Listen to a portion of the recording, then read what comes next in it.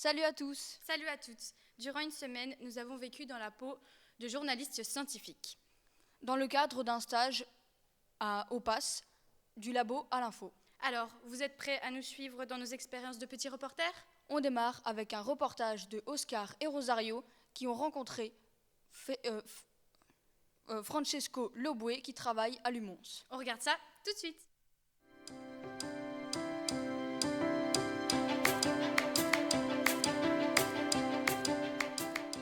La vulgarisation des sciences, c'est essayer d'expliquer aux gens de manière compréhensible, avec des mots pas trop compliqués, mais juste des choses qui a priori sont assez compliquées.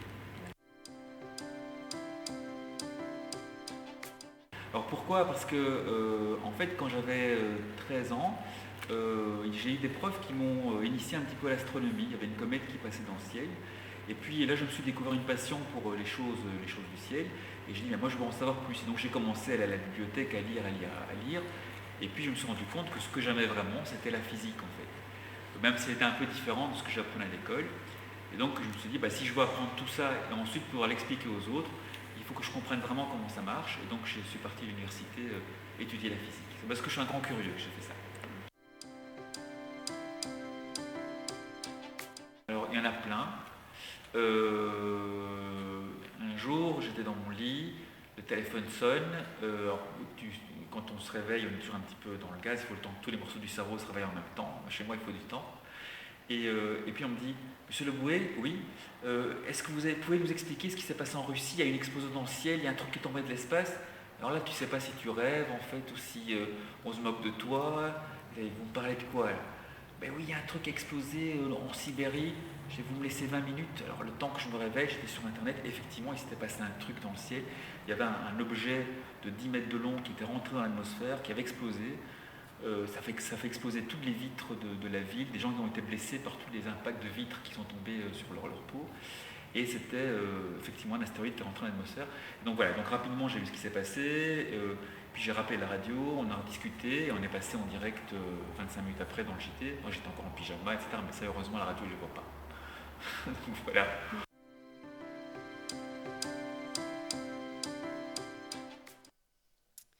Rosario et Oscar sont avec nous et nous allons leur poser quelques questions. Bonjour. Bonjour. Vivre dans la peau d'un journaliste pendant une semaine, ça vous a fait quoi ? C'est bien. J'aime surtout le côté technique. Manier le micro, tablette, smartphone, etc. C'est chouette. Moi, j'ai bien aimé, c'est le côté montage et recherche de musique sur Internet et les introduire dans la vidéo. Francesco Lobue vous a-t-il donné envie de devenir scientifique plus tard ? Oui, il y a beaucoup de boulot, mais c'est quand même bien. J'aime surtout aussi le côté espace, Mars, la Lune et tout ça. Voilà. A priori, moi, je ne m'orienterai pas vers ce boulot, mais les explications de Francesco m'ont dit pourquoi pas. Eh bien, merci les garçons. On va plonger maintenant dans l'univers d'une expo Métamorphose. On y parlera de recyclage, d'électronique et de 3D. Bonjour, bienvenue au PASS à Framery. On va aller voir l'exposition Métamorphose. C'est let's go! L'exposition Métamorphose permet de décrypter en fait la société actuelle et les gros mots de la société, donc ce qu'on peut entendre comme un Fab Lab, un MOOC, qu'est-ce que l'ubérisation de la société. L'idée c'est de décrypter vraiment cette société qui change et toutes les problématiques qui sont liées à ça, sur l'environnement, le recyclage, le vivre ensemble. Elle a été faite d'une manière un peu particulière puisque on l'a imaginée de manière participative, on a impliqué les publics, donc c'est les publics qui nous ont aidés à faire cette exposition en participant par exemple à des petits ateliers ou en donnant leur avis sur des contenus.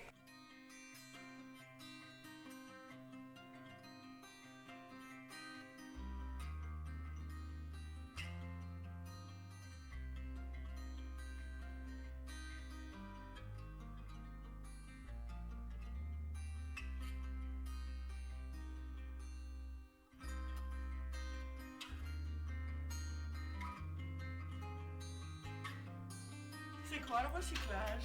Alors, le recyclage, c'est simple. Ça permet de récupérer le plastique ou le métal et de le remettre dans la production industrielle. Qu'est-ce que ça permet? Eh bien, ça permet, par exemple, pour le métal, d'économiser du métal. Pour le plastique, d'économiser du pétrole. Pour le verre, du sable, etc. Le meilleur exemple, eh bien, c'est les bouteilles en verre, où on vient récupérer les anciennes bouteilles, on les refond et on en refait une nouvelle bouteille. Même si ça ne vaut pas le système de consigne où on ramène directement à l'entreprise la bouteille qu'elle a déjà fabriquée.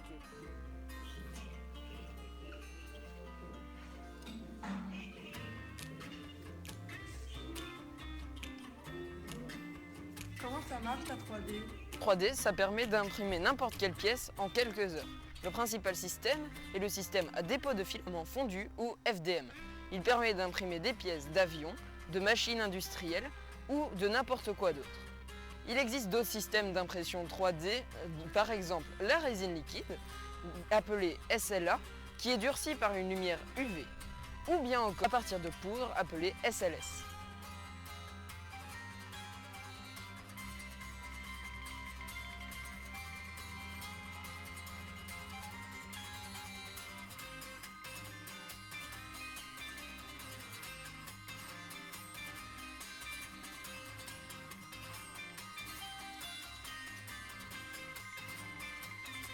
Ces objets, sculptures, ont été faits avec des meubles Ikea. Ça s'appelle du hacking d'objets.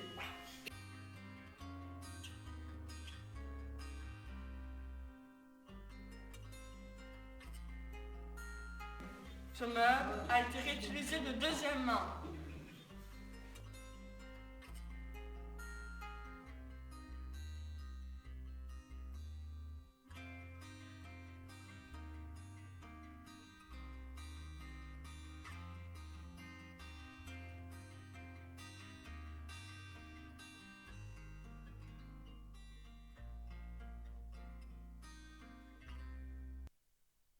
Alors, bonjour Salomé.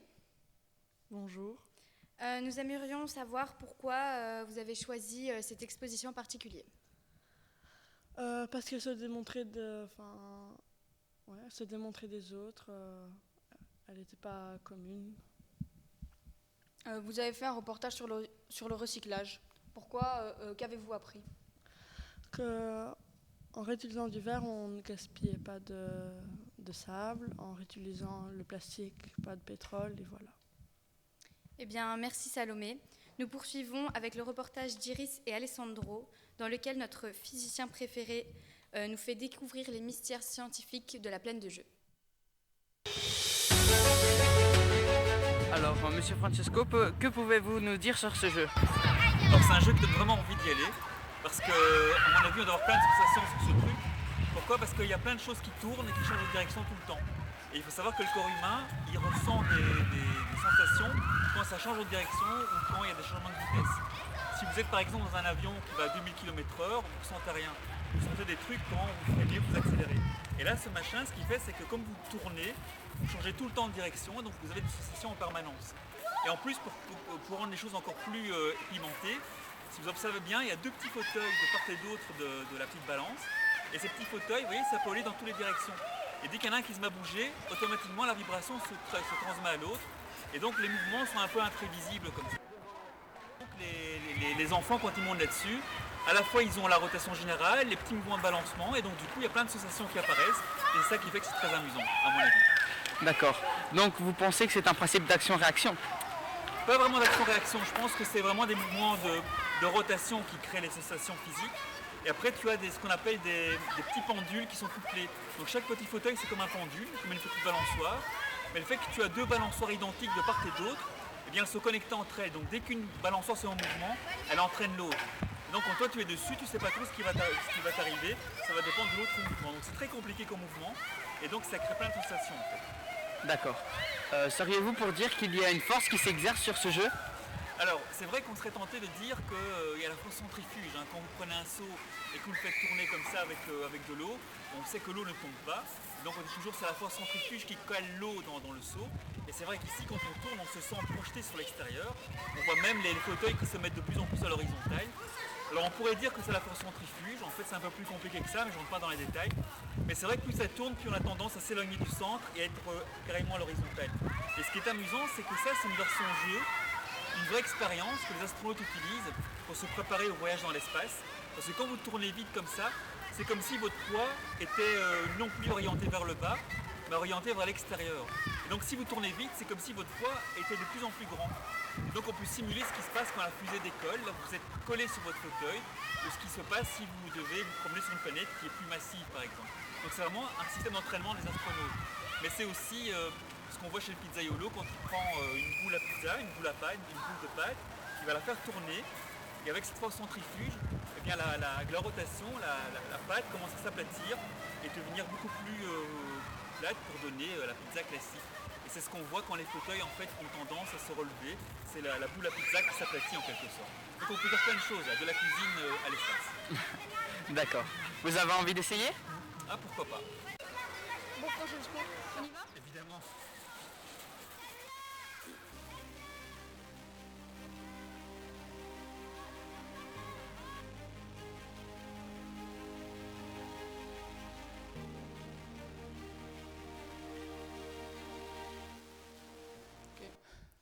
Bonjour Iris et Alessandro. Bonjour. La science, elle est partout, même dans une plaine de jeu? Eh bien oui, comme Francesco nous l'a expliqué, il y a beaucoup de mécanismes scientifiques dans la plaine de jeu et eh bien, elle nous a expliqué plus précisément celui d'un des jeux. Quelle a été votre difficulté lors de votre reportage? Je pense que la principale difficulté, ça a été le son, parce que comme vous avez pu l'entendre, autant le micro ne fonctionnait pas bien, le vent soufflait dans la tablette et les enfants criaient à l'arrière, donc le son a été une principale difficulté. D'accord, merci. Merci. Et maintenant, le reportage de Lily et Sacha sur le corps et la santé. C'est à toi, Lily. Bonjour à tous, on se retrouve aujourd'hui pour découvrir une nouvelle expo, Mon corps, ma santé, en direct du PASS. Alors tout d'abord, notre corps ne serait rien si on n'avait pas d'eau. Le saviez-vous, les doigts, c'est ce qu'on a de plus sensible sur le corps. D'ailleurs, c'est pas vraiment la même chose parce que tout dépend de la corpulence de l'animal, de son lieu de vie et de son activité. Parce que ici, il y a un cœur d'éléphant qui est franchement trop grand par rapport au cœur de souris que vous voyez même pas, je crois. Voilà. Mais pour la girafe, il y a quand même une petite exception parce qu'elle a quand même un plus gros cœur que le chat ici, mais elle a le même pouls.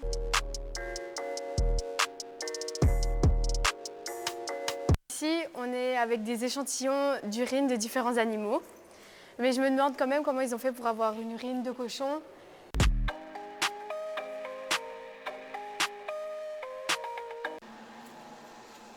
J'ai disparu.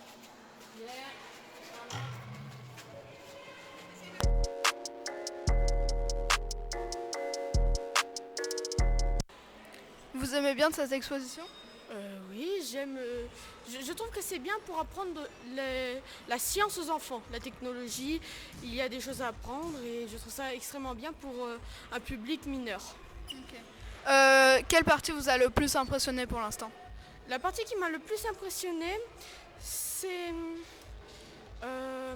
cette partie où on teste des choses, où on teste comment créer de la cosmétique.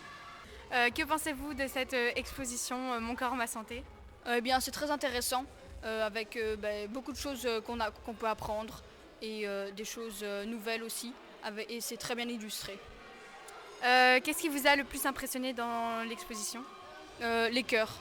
C'est fort impressionnant de voir des choses qui ne sont pas du tout communes. On ne voit pas ça tous les jours. Est-ce que vous reviendrez au PASS? Très certainement.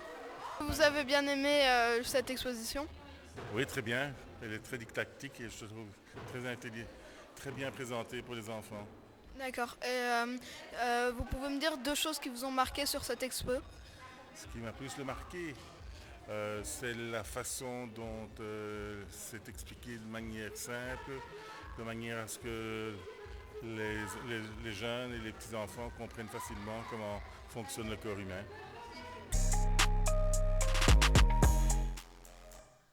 Donc bonjour Sacha et Lily. Bonjour. Qu'est-ce qui vous a le plus impressionné dans cette exposition? Moi, c'est le cœur de cheval parce qu'il a un plus gros cœur que nous. Mais après, j'ai été voir les cerveaux et j'ai vu qu'il avait un plus petit cerveau que le nôtre.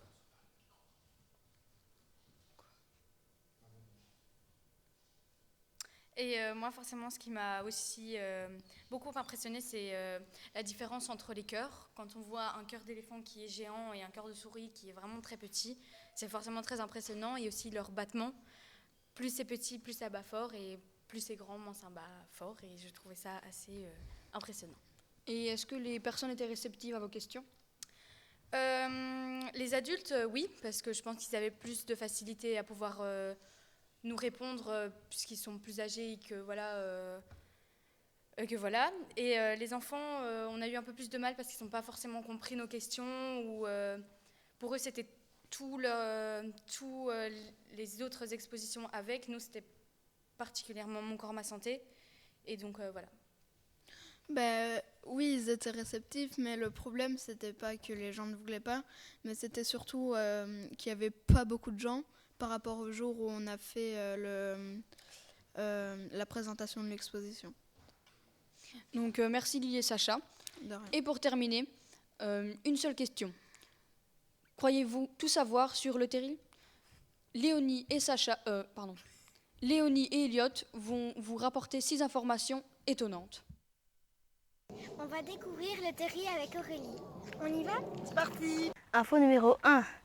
Le terri fait 70 mètres de haut. Info numéro 2.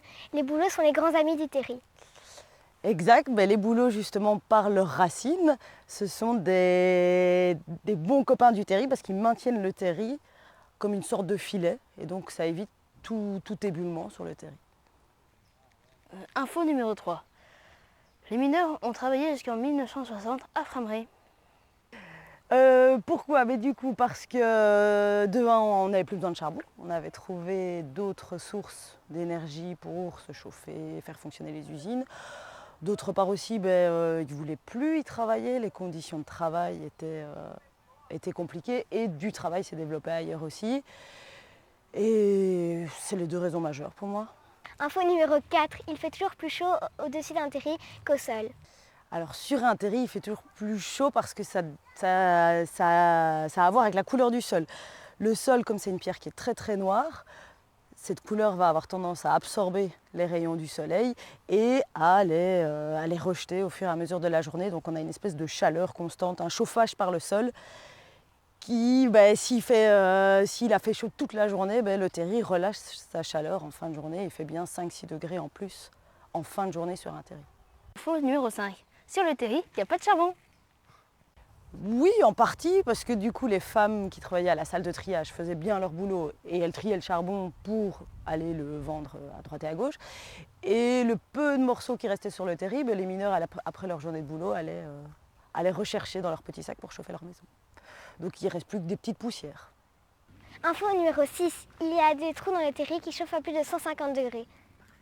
Oui, donc dans le terri, il y a une pierre qui s'appelle la pyrite et cette pierre, elle fait une drôle de réaction chimique quand elle rentre en contact avec de l'eau et de l'oxygène. Elle se met à chauffer et comme il reste de la poussière de charbon, du coup, cette poussière de charbon, si elle se trouve à côté de cette pierre qui chauffe, elle rentre en combustion et donc on a comme ça des endroits dans le terri où le charbon brûle à l'intérieur.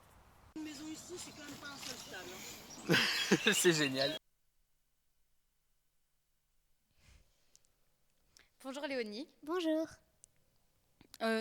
Cette expérience vous a-t-elle donné envie de devenir journaliste?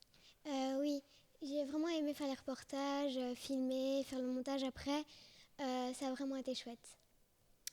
La montée du terri était-elle compliquée?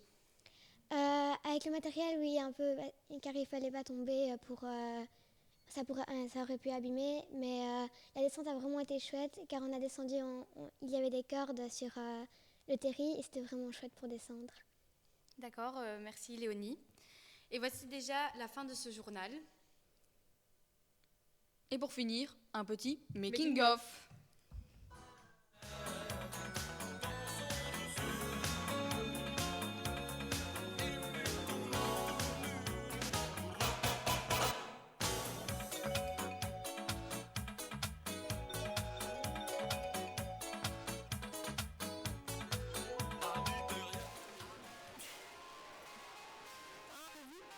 Doigts sont les...